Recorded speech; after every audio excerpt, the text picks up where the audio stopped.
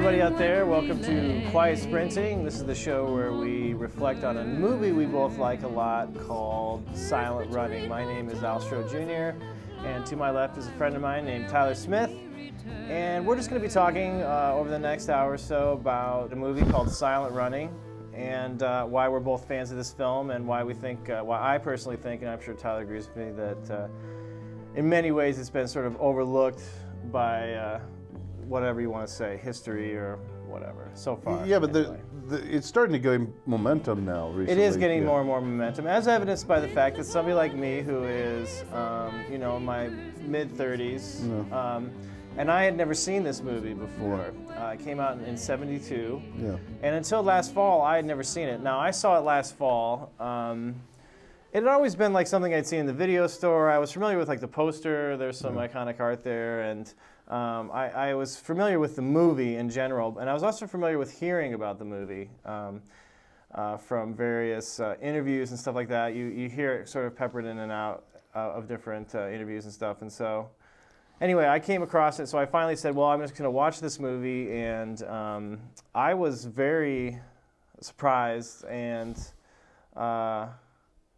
sort of taken aback by how much had been sort of lifted from this movie. You know, how much had been stolen from this movie that I thought was probably like original stuff that really was probably you could trace back in many ways to this movie. And so I was kind of like, where did this movie come from? And you know, it's like why haven't more people heard of it? Why haven't more people heard of this movie? That's the first experience that I had with this movie. And Tyler, I thought maybe we could kick it off also with you. And I saw it in high school. You saw it when it came out, I assume. No, I saw it when I was in high school. Okay, actually. so after a little bit after that. 7 years after it came out. Okay, about 7 years after it came out. Okay, so. Yeah, I was in high school, and some people actually asked me what I thought of the film, and I said I haven't seen it. Yeah. And I said, well, you know, I'll look for it on TV and I'll watch it and give you my opinion.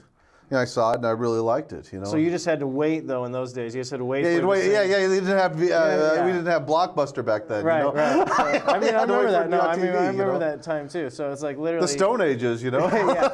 So literally, you had to just sit there and wait for somebody to show it. Yeah, I waited a couple months, you know, until somebody showed it. Showed it on TV, and I caught it. And actually, this is a funny story. I was being punished by my dad because my grades weren't high enough. Okay. So he wouldn't let me watch TV, so I had to sneak out into the living room at night, turn it on, turn down the volume real low, stick real close to the TV set to watch it. So you're sitting here watching something. So I was watching it clandestinely, actually, which covertly, I think added to the drama of it. Sure, you're constantly looking over your shoulder, waiting for somebody to come in.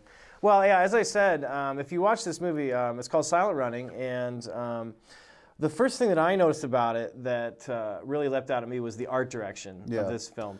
By Doug Trumbull, Yeah, talk a little bit about Doug Trumbull and what his, you know, who that guy is and why he's important in movie making. Well, the thing was when they were putting this movie back together in 1972, they wanted Doug Trumbull to do the special effects and direct it. It was such a low-budget little movie that their thought was, well, you know, why hire a special effects guy and a director when we could just hire a director who does special effects, you know? And they're like. And part of the strategy with Doug Trumbull was the fact that he was already a legend and a hero in the science fiction community. Because of 2001. Okay. Because of Drama and Strain. Okay. You know, and on 2001, just explain for the people at home, what did he do on 2001? Well, he did the special effects for 2001. So he's the guy who's responsible for all that groundbreaking, those huge sweeping space shots, which prior to that, prior to 2001, that kind of cinematic, photorealistic depiction in a science fiction film just was unheard of. You just wouldn't put the budget in, and nobody really thought to do it like that before. So by doing it like that, it was revolutionary on a number of fronts. And this guy was the guy who was responsible for those shots. Yeah. So now they come along a couple years later, they're like, Silent Running, let's get this guy and just give him the whole movie. Yeah, right? Let him direct it as well. Yeah. Doug was actually in on the initial screen development stage of it. Okay, so he's in on the story part of it too. Yeah. He was in on it from the very early stages of the filmmaking, and and Trumbull, he was working with the writers, and they were saying, Trumbull was saying, I want to have three-dimensional characters. I don't want automatons in this movie. Right. You know, I right. want real people. Yeah. You know, Yeah. and you know, the writer told him, look, you know, we're on the same sheet of music. You know, Right. You know, and he's like, I don't want something cold. And you know, like an operating room, like in 2001. Yeah. I want something warm. Right. You know, Right. you know, some real emotion. And you know, they told Doug the story idea. He liked it. He's like, you're right. These are three-dimensional characters. This isn't going to be a cold story. You know, there's going to be real. You know, something that has some heart to it. Is what he said. Yeah, and I think that comes across obviously. If you've seen the movie, if you haven't seen the movie, hopefully you watch the movie soon. Yeah, but, Silent Running is almost one of the few films that's almost guilty of having too much heart. Yeah, in many ways it does because, and that could be accurate because, for instance, you know, the character of Freeman Lowell. Yeah.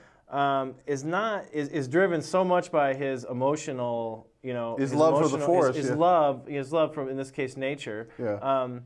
That he acts in a way that's morally reprehensible. Yeah. You know, to people watching the movie. Yeah. As far as your average main character would act, and that brings up a second thing that I love about the movie.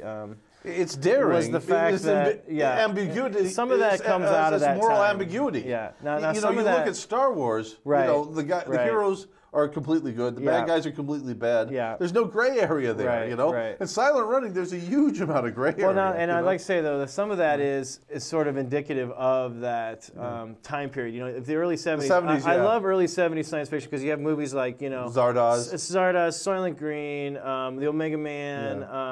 You know, some of the Planet of the Apes, where they're very dark characters in general, and they're very apocalyptic films. You know, and they're very risk-taking too. They're very unafraid of that time period to like show, for instance, THX 1138, another example. But in this movie, for instance, they show the hero in a totally clinical light, in that the film makes no judgments for you. Yeah. Just as a spoiler alert, early on, the main character in this film, he decides to kill his other crewmates, which up to this point, they're living on this, there's only a few of them, they're living on this sort of huge kind of, there's 4 of them.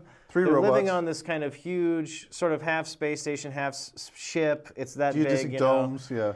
And so they're living on this thing for a while. They've been living together for a while, and this guy murders his other crewmates. You know, and like I said, the film.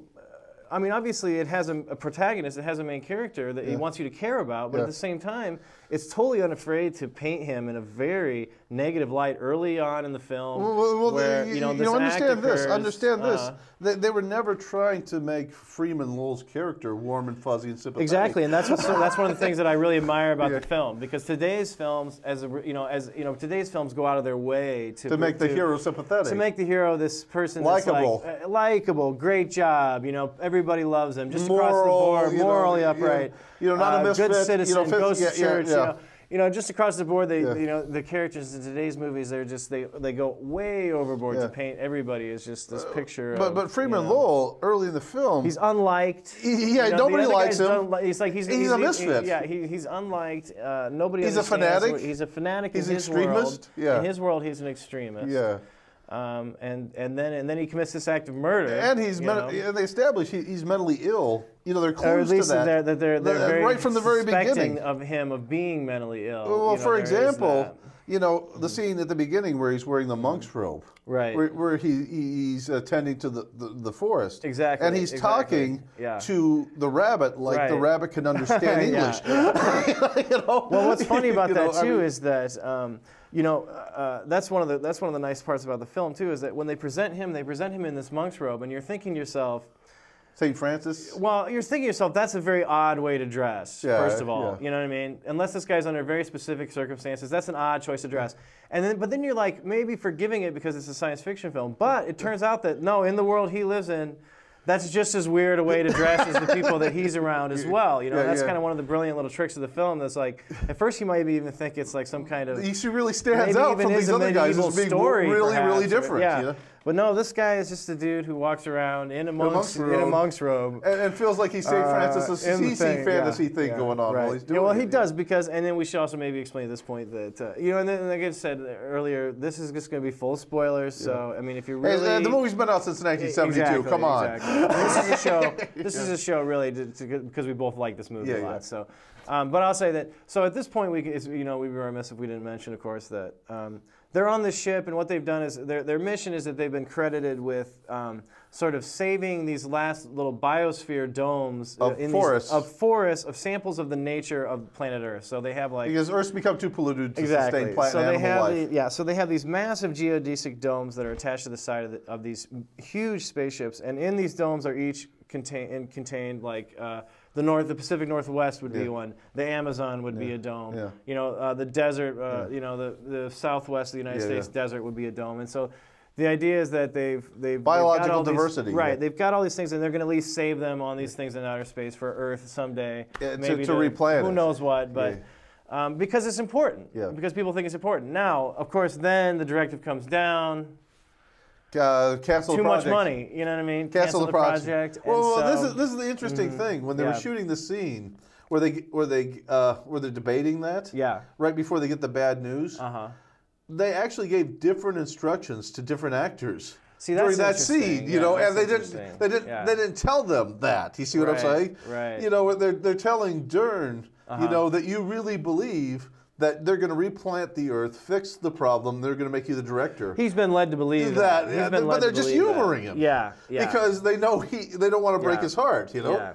Yeah. But the other cast, the other crew, they all know that this project is just for show, and they were never serious about doing this anyway. And as well, they always looked at it as that, just a tour of duty or whatever, a job that was going to end. They had no interest in. Yeah, they had no love for the forest. Specifics of the job was not important to them, because they're very literal minded. You know, they were employees. Company men. You know what I mean? And so, in that way, it's obviously a great dig on you know, the company, the culture. You know what I mean? The corporation, the culture of the corporation, and the multinational corporation, and all those things. And the people who fit into that. And the people who fit into that, what the things that they do for the sake of that corporation, just because the order comes down from A to B. You don't even question it. You don't. It never occurs to these guys that they're literally in their hands. They have literally the last, you know, for instance, elm trees or last, you know. And they have no love of it or appreciation or comprehension of it. At this point, it's just the same as you'd push a paper across a desk,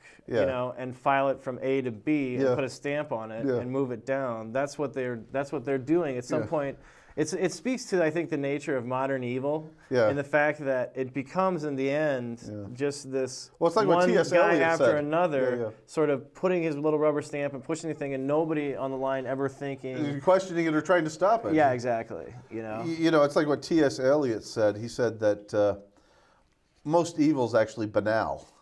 It goes unnoticed. Yeah, exactly. You know, banality of evil. And not only that, but it's very common. Yeah. It's very common. Yeah, there's the famous experiment, and I think that as long as you remove just a few inhibitions, like you say to this person, I will take responsibility for this. No. So as long as you absolve them of responsibility beforehand, you know, and you say, it's very important that this needs to be done. Like that experiment where they shock people to death. Exactly, that's the experiment that comes from. And they found out that most people will give the people the shots. Well, most people would do it because they will obey authority. Yeah, you know, exactly. figures. So this story, you know, this story plays on all that kind of stuff.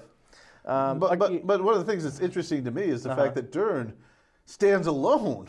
You know, in his decision. Yeah, absolutely. So he decides to stand up to these guys.